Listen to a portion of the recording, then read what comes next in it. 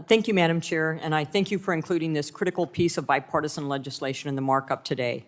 While the cost of running a medical practice have gone up 47%, physician payments have declined 26% from the period of 2001 to 2023 when adjusted for inflation.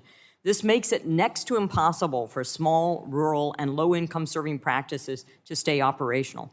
In recent years, many nonpartisan government stakeholders have repeatedly expressed concerns about the failure of Medicare payments to keep pace with the rising cost of running a medical practice and the damaging impact it could have on patient access to care, especially in rural areas like southeastern Iowa.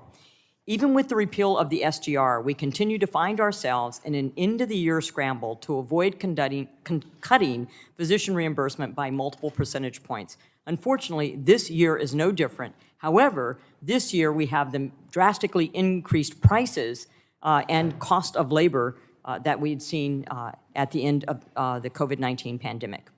This method of legislating is unsustainable, and it put patients and providers at great risk.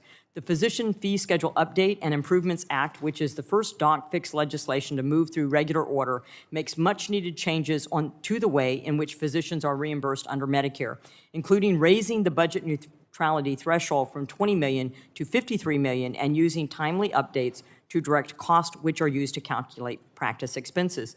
Additionally, this legislation extends the bonus doctors receive for participating in alternate payment models, which is vital to continue to transition away from fee-for-service to value-based arrangements. The amendment is the text of the original, but with the conversion factor changed from 3% to 2.5% and an update to the alternate payment model language. While I'm not pleased with this, and I think that the original conversion factor of 3 is more appropriate given the cost of inflation and cost of medical practice updates, this conforms with the Senate, and I'm pragmatic in wanting to make sure that this gets done. With that, there is still much work to be done with broader macro reform, and I'm disheartened that America's physicians will still be receiving cuts to their Medicare reimbursement next year.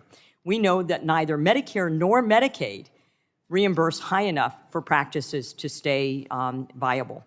I would have preferred that the committee move this bill. It was originally introduced, as I said. We cannot expect doctors to continue to remain in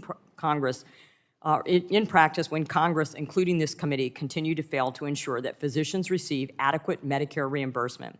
I thank Chair Rogers and the committee staff for moving this legislation, but ask that the committee continue to work with its physician members on both sides of the aisle to support our doctors. Lastly, I would also like to thank the 3 co-chairs of the GOP Doctors Caucus, Dr. Burgess, Dr. Murphy, and Dr. Winstrup, for their leadership in the physician payment space. Thank you, Madam Chair, and I urge my colleagues to support the AINS and the underlying bill, H.R. 6545, and I yield back the balance of my time.